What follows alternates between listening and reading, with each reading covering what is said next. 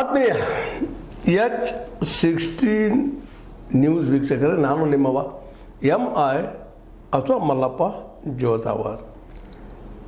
ನಿಖಿಲ್ ಕುಮಾರಸ್ವಾಮಿ ಯಾರದನ್ನು ಬಿಡಿಸಿಡಬೇಕಾಗಿಲ್ಲ, ನಮ್ಮ ಕುಮಾರಸ್ವಾಮಿಯವ್ರ ಮಗ. ಅದಕ್ಕಿಂತಲೂ ಹೆಚ್ಚಿಗೆ ದೇವೇಗೌಡರ ಮೊಮ್ಮಗ, ಪ್ರಜ್ವಲನ ತಮ್ಮ. ಪ್ರಜ್ವಲ್ ಅಂದ್ರೆ ಗೊತ್ತು ನಿಮಗ, ರೇವಣ್ಣವರ ಮಗ. ಈಗಾಗಲೇ ಹಗರಣದಲ್ಲಿ ಸಿಕ್ಕೊಂಡಂಥ ನಮ್ಮ ರೇವಣ್ಣ ಮಗ ಪ್ರಜ್ವಲನ ತಮ್ಮ ಆಗ್ಬೇಕು ಇವರು.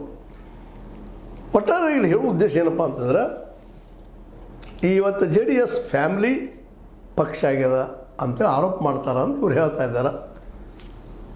ಇವತ್ತು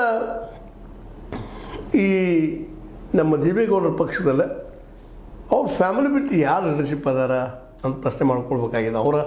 ಅವ್ರಿಗೆ ಹೊರ ಮಾಡ್ಕೊಳ್ಳಿ, ಫ್ಯಾಮಿಲಿ ಪಕ್ಷ ಹೌದು ಅನ್ನೋದು ಅವ್ರು ಡಿಸೈಡ್ ಮಾಡಿ ಇರಲಿ, ಅದೇನೂ ಇರಲಿ.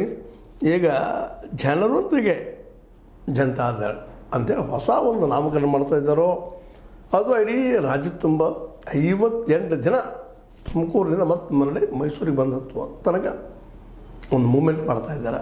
ಜನರೊಂದಿಗೆ ಹೋಗಬೇಕು, ಭೇಟಿ ಆಗಬೇಕು, ಮರಳಿ ಪಕ್ಷವನ್ನು JDS ಕಟ್ಟಬೇಕು, ರಾಜ್ಯದ ಪ್ರಾದೇಶಿಕ ಪಕ್ಷವನ್ನು ಬಲಿಷ್ಠ ಮಾಡಬೇಕು ಅನ್ನೋಂಥ ಉದ್ದೇಶ ಹೋದ. ಭಾಳ ಒಳ್ಳೆಯದು, ಇದನ್ನು ಏನೋ ಮಾಡಬೇಕಾಗಿತ್ತು.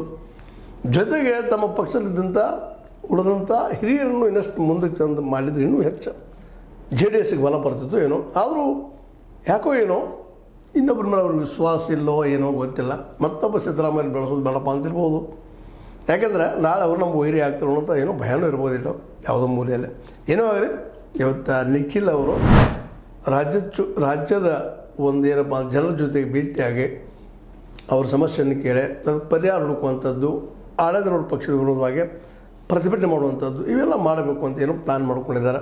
ಅವ್ರ ಪ್ಲ್ಯಾನ್ ಯಶಸ್ಸಾಗಿದೆ. ಮತ್ತು ಪ್ರಾದೇಶಿಕ ಪಕ್ಷಗಳು ಬೇಕಿಲ್ಲ ಅಂತಲ್ಲ, ಯಾಕಂದ್ರೆ ಪ್ರಾದೇಶಿಕ ಪಕ್ಷಗಳು ಇರೋದರಿಂದಾಗಿ ಸಹಜವಾಗಿ ಒಂದು ರಾಜಕೀಯದಲ್ಲಿ ಬಲನೂ ಬರುವಂಥ ಸಾಧ್ಯತೆಗಳಿರ್ತಾವೆ. ಡಿಸೆಂಟ್ರಲೈಸ್ಡ್ ಪವರ್ ಅಂತ ಇಡೀ ದೇಶದ ಎರಡು ಪಕ್ಷಗಳು ಎದುರ ಬದಲು ಇದ್ದರೆ ಒಬ್ಬರೊಬ್ಬರು ಸರ್ ಮಾಡ್ಕೊಂಡು ಹೋಗುವಂಥ, ಒಬ್ಬರೊಬ್ಬರು ರಕ್ಷಣೆ ಮಾಡ್ಕೊಂಡು ಹೋಗುವಂಥ ಸಾಧ್ಯತೆಗಳು ಇರ್ತಾವೆ.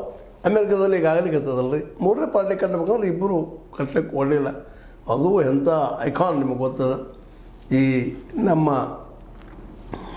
ಟ್ರಂಪರ್ ಮಿತ್ರ ಇಲಾನ್ ಮಸ್ಕ್ ಹೇಳಿಕೊಟ್ಟ ಇಲ್ಲ ಮೂರನೇ ಪಾರ್ಟಿ ಕಟ್ಟಬೇಕಂತಾರೆ. ಅದರ ಸುಲಭ ಇಲ್ಲ ಅಂತ ಶ್ರೀಮಂತಿದ್ರು. ಅದಕ್ಕೆ ಇದರ ಅರ್ಥ ಏನಪ್ಪ ಅಂದರೆ, ಈ 2 ಪಾರ್ಟಿ ಸಿಸ್ಟಮ್ ಸರಿನೋ ತಪ್ಪು. ಆದರೆ ಅದರಿಂದ ಎರಡೂ ಪಕ್ಷಗಳಲ್ಲಿ ಒಂದು ರೀತಿ ಏನಪ್ಪ ಅಂದ್ರೆ ಕ್ರಿಯಾಶೀಲತೆ ಕಡಿಮೆ ಆಗುವ ಸಾಧ್ಯತೆಗಳು ಹೆಚ್ಚಿರ್ತಾವೆ. ಅದ್ರ ಜೊತೆಗೆ ಇನ್ನೊಬ್ಬರು ಬೆಳೆದಂಗೆ ಎರಡು ಪಕ್ಷ ನೋಡ್ಕೊಂಡು ಹೋಗ್ತಾವೆ ಅನ್ನೋ ಸಹಿತ ಒಂದು ಆರೋಪಗಳಿದ್ದಾವೆ ಅದ್ರ ಮೇಲೆ. ಅದೇನೂ ಇರಲಿ, ಪ್ರಾದೇಶಿಕ ಪಕ್ಷಗಳು ಬೇಕೋ ಬೇಡೋ ಅದು ಬೇರೆ ವಿಷಯ, ಚರ್ಚೆ ಮಾಡುವಂಥ ವಿಷಯ. ಅದರ ನಂತರ ಚರ್ಚೆ ಮಾಡಿದ್ರೆ ಆಯಿತು. ಅದು ನಿಖಿಲ್ ಇವತ್ತು ನಮ್ಮ ಕುಮಾರಸ್ವಾಮಿಗಳು ರಾಜ್ಯ ಸಮಸ್ಯೆಗಳನ್ನು ತೊಗೊಂಡ್ಕೊಂಡು ಹೋಗ್ತಾ ಇದ್ದೀನಿ ಅಂತ ಶುರು ಮಾಡುವಂಥ ಒಂದು ದೊಡ್ಡ ಕಾರ್ಯಕ್ರಮ ಹಮ್ಮಿಕೊಂಡಿದ್ದಾರೆ. ಒಂದು 50 ಲಕ್ಷ ಜನರ ಸದಸ್ಯರು ಮಾಡ್ತೀನಿ ಮಿಶ್ರ ಕಾಲೊಂದು ಇಟ್ಟಿದ್ದಾರೆ. ಯಾಕಂದರೆ ಒಬ್ಬೊಬ್ಬರು 5 ಜನ ತಮ್ಮ ಇವತ್ತಿನ ಕಾರ್ಯಕರ್ತರು 5 ಜನರ ಮೆಂಬರ್ ಮಾಡಿ ಸಾಕು 50 ಲಕ್ಷ ಆಗ್ತದೆ ಅಂತ ಒಂದು ಗುರಿನೂ ಹೊಂದಿದ್ದಾರೆ. ಆಗಲಿ, ಯಾಕಂದರೆ ಪ್ರಜಾಪ್ರಭುತ್ವ ಜೀವಂತ ಇರೋದನ್ನು ಅಲ್ಲೇ ಆದಷ್ಟು ಸ್ವಂತ ವಿಚಾರ ಮಾಡುವಂಥ ಒಂದು ಶಕ್ತಿ ಇದ್ದಂಥ ವಿರೋಧ ಪಕ್ಷಗಳು ಇರಬೇಕಾಗ್ತದೆ. ಇರೋದರಿಂದ ಆಡಳಿತಾರೂಢ ಪಕ್ಷ ಮೇಲೆ ನಾವು ಯಾವುದೇ ರೀತಿಯಾಗಿ ಒಂದು ಏನಂತೀವಿ ನಮ್ಮ ಪ್ರಭುತ್ವವನ್ನು ಸಾಧಿಸಲು ಸಾಧ್ಯ ಇದೆ. ಈ ನೆಲೆಯಲ್ಲಿ ನಮ್ಮ ದೇವೇಗೌಡರು ಅವ್ರಿಗೆ ಸಪೋರ್ಟ್ ಮಾಡಪ್ಪ ನೀವು ಅಂತೇಳಿ ಬಲವರ್ಧನೆ ತುಂಬುವಂಥ ಕೆಲಸ ಮಾಡಿದ್ದಾರೆ. ಯಾಕಂದರೆ ಅವ್ರಿಗೂ ಈಗ ವಯಸ್ಸಾಗಿದೆ, ಮೊದಲು ತಿರುಗಾಟ ಮಾಡಲಿಕ್ಕೆ ಮತ್ತು ಜನರಿಗೆ ಭೇಟಿ ಆಗಲಿಕ್ಕೆ ಭಾಳ ಕಷ್ಟ ಅನ್ನಿಸ್ತದೆ, ಇಲ್ಲಂತಲ್ಲ. ಮತ್ತು ಅವ್ರು ತಮ್ಮ ಸಮಯದಲ್ಲೇ ಸಾಕಷ್ಟು ಪ್ರಯತ್ನ ಮಾಡಿದರು. ಜೊತೆಗೆ ಅವತ್ತು ಘಟಾನುಘಟಿಗಳಿದ್ದರು ಅವ್ರ ಜೊತೆಗೆ, ದೇವೇಗೌಡರ ಜೊತೆಗೆ ರಾಮಕೃಷ್ಣ ಹೆಗಡೆ ಅಂತವರು, ಬೊಮ್ಮಾಯಿ ಅಂತವರು, ಜಯಂತ್ ಪಟೇಲ್ ಅಂತವರು, ಅನೇಕ ಘಟಾನುಘಟಿ ನಾಯಕರಿದ್ದರು. ಅವರೆಲ್ಲರ ಶತಪ್ರಯತ್ನದಿಂದ ನಿಲಯ ಚಂದ್ರಶೇಖರ್ ಅನ್ನುವಂಥ ದೊಡ್ಡ ಐಕಾನ್, ಒಬ್ಬ ದೊಡ್ಡ ರಾಜಕೀಯ ವ್ಯಕ್ತಿ, ಪ್ರಧಾನಿ ಆದರು ಆ ಮಾತು ಬೇರೆ. ಆದರೆ ಅವರ ಯೋಗ್ಯತೆ ತಕ್ಕಂಗೆ ಪ್ರಧಾನಿ ಪದವಿ ಭಾಳ ದಿನಗಳವರೆಗೆ ಸಿಗಲಿಲ್ಲ. ಒಂದು ವ್ಯವಸ್ಥೆಯನ್ನು ಬದಲು ಮಾಡುವಂಥ ಶಕ್ತಿ ಆ ಚಂದ್ರಶೇಖರದಲ್ಲಿತ್ತು, ಮಾಜಿ ಪ್ರಧಾನಿಯವರಿಗೆ.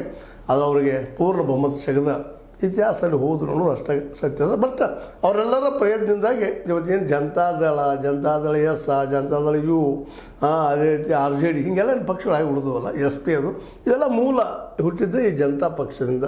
ಆಮೇಲೆ ಜನತಾದಳ ಹೀಗೆಲ್ಲ ಆಗಿದ್ದರಿಂದಾಗಿ ಅವರೆಲ್ಲ ಒಂದು ತುಣುಕಾಗಿ ಇವತ್ತು ದೇವೇಗೌಡರು ಕರ್ನಾಟಕದಲ್ಲಿ ಒಂದು ತುಣುಕಾಗಿ ಉಳಿದು ತಮ್ಮ ಆ್ಯಕ್ಚುಲಿ ಇದನ್ನು ಹೊರಗಿನ ಜನ ಕರ್ಕೊಂಡ್ಬಂದರು. ಬಟ್ ಆಯಕಟ್ಟಿನ ಸ್ಥಾನದಲ್ಲಿ ತಮ್ಮ ಮಕ್ಕಳನ್ನ ತಮ್ಮ ಮೊಮ್ಮಕ್ಕಳನ್ನ ತರೋ ಪ್ರಯತ್ನ ಮಾಡಿದ್ರಿಂದ ಈಗ ಭಾಳಷ್ಟು ಜನ ಭಾಳಷ್ಟು ಲೀಡರ್ಗಳು ಇದನ್ನು ದೂರಿಸಿರ್ತಾ ಹೋದರು.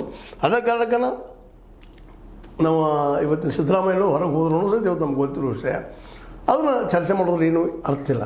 ಇಂಥ ಒಂದು ದಿಶೆಯಲ್ಲೇ ಇವತ್ತು ಆಡಳಿತಾರೂಢ ಪಕ್ಷದ ಬಗ್ಗೆ ಟೀಕೆ ಮಾಡುವಂಥ ಅದರ ಟೀಕೆ ಮಾಡಿ ನಮ್ಮ ಸ್ವಂತ ವ್ಯಕ್ತಿತ್ವ ಬೆಳೆಸಬೇಕು ಅಂತ ಪ್ರಯತ್ನವನ್ನು ಮಾಡ್ತಾಯಿದ್ದಾರೆ. ಮಾಡಲಿ, ಆದರೆ ಇದನ್ನು ಎಷ್ಟರ ಮಟ್ಟಿಗೆ ಬಿ ಜೆ ಪಿ ಅರಗಿಸ್ಕೊಡ್ತದೆ ಅನ್ನಿಸೋದು ಅಷ್ಟೇ ಮುಖ್ಯ ಅದ.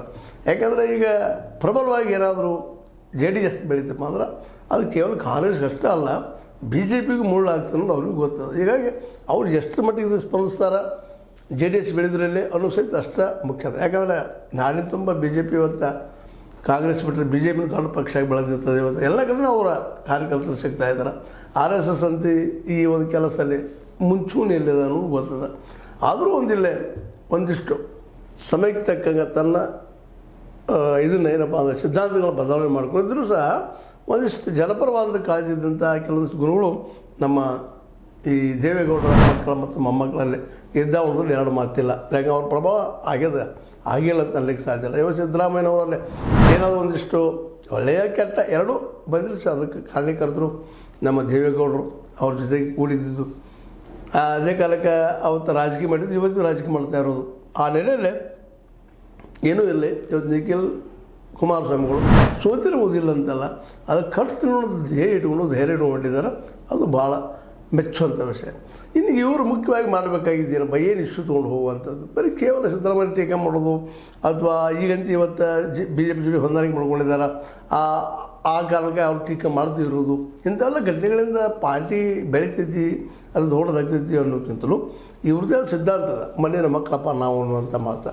ಆ ಮಣ್ಣಿನ ಮಕ್ಕಳ ದಿಶೆಯಲ್ಲೇ ಮುಖ್ಯವಾಗಿ ರೈತರ ದಿಶೆಯಲ್ಲೇ ಒಂದು ಫೋರ್ಮ್ ಡಿಸಿಷನ್ ಮಾಡ್ಕೋಬೇಕಾಗಿದೆ ಇವತ್ತು. ಯಾಕಂತಂದ್ರೆ ಇವತ್ತು ಬಿ ಜೆ ಪಿನೂ ಮಾಡೋಕ್ಕೆ ಸಾಧ್ಯ ಆಗಿಲ್ಲ, ಕಾಂಗ್ರೆಸ್ ಮಾಡೋಕ್ಕೆ ಸಾಧ್ಯ ಆಗಿಲ್ಲ. ರೈತರ ಏನಪ್ಪ ಅಂತಂದ್ರೆ ಈ ಮಾರ್ಕೆಟ್ ಮಾಡಿಕೊಡುವಂಥದ್ದು, ಅವ್ರಿಗೆ ಬೆಂಬಲ ಬೆಲೆ ಕಾನೂನು ಮಾಡಿಕೊಡುವಂಥದ್ದು, ಆ ಹೋರಾಟನ ಯಾಕೆ ಆರಂಭ ಮಾಡಬಾರ್ದು?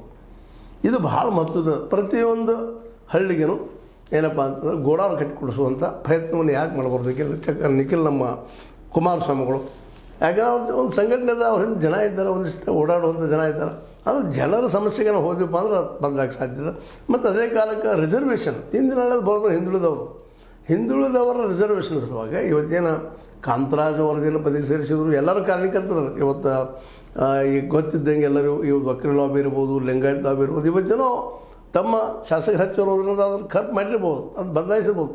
ಬಟ್ ಅದು ನೋಡಿ ವಾಸ್ತವ ಸತ್ಯ ಏನಪ್ಪ ಅಂದ್ರೆ ಈ ರಾಜ್ಯದ್ದು ಈ ದೇಶದ್ದು ಇಲ್ಲಿಯ OBC ಮತ್ತು SC ST ಮುಸ್ಲಿಮ್ಸ್ ಕೂಡಿದರೆ ವ್ಯವಸ್ಥೆಯನ್ನು ಬದಲು ಮಾಡುವಂಥ ರಾಜಕೀಯ ವ್ಯವಸ್ಥೆಯನ್ನು ಚೇಂಜ್ ಮಾಡೋ ಶಕ್ತಿ ಅವ್ರಲ್ಲ. ಈ ಹಿನ್ನೆಲೆಯಲ್ಲೇ ನಮ್ಮ ನಿಖಿಲ್ ನಮ್ಮ ಕುಮಾರಸ್ವಾಮಿಗಳು ಇವರೆಲ್ಲ ಕುಡ್ಕೊಂಡು ಆ ದಿಶೆಯಲ್ಲಿ ಏನಾದರೂ ಹಿಂದೆ ಇವತ್ತೇನು ಇಟ್ಕೊಂಡ್ರು ನಮ್ಮ ಸಿದ್ದರಾಮಯ್ಯನವರು ಇವತ್ತು ಮಾಡ್ತಾಯಿದ್ದಾರೆ ರಾಜಕೀಯ, ಅದನ್ನು ಒಡೆಯುವಂಥ ಕೆಲಸ.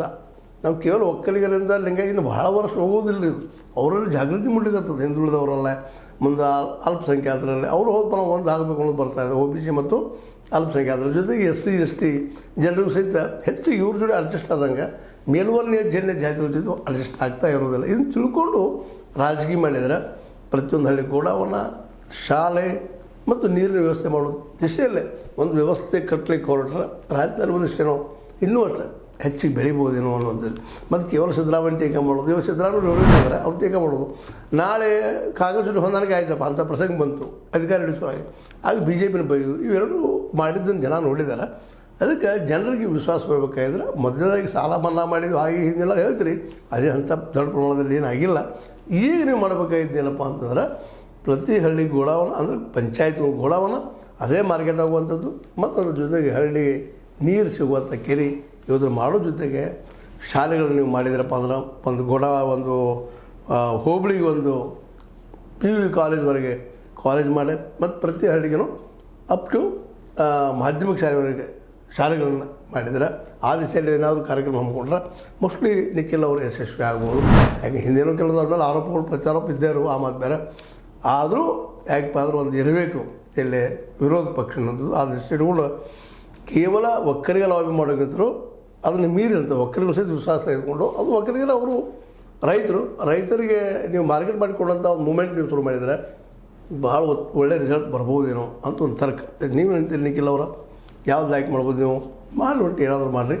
ಒಟ್ಟಿನಲ್ಲಿ ರೈತರ ಜೊತೆಗೆ SC ST ಮತ್ತು OBC ಜನರಿಗೆ ಒಂದು ಪರಿಹಾರ ಆಗುವಂಗೆ ಕಾಂತರಾಜ್ ವರದಿ ಅಂಥದ್ದು ವರದಿನ ಆದಷ್ಟು 90 ದಿವಸದಲ್ಲಿ ಆಗುವಂಗೆ ನೀವು ಸಹಾಯ ಸಹಕಾರ ಮಾಡಿ ಅದನ್ನು ಮಾಡಿದರೆ ಇನ್ನೂ ಹೆಚ್ಚು ಅನುಕೂಲ ಆಗ್ಬೋದು.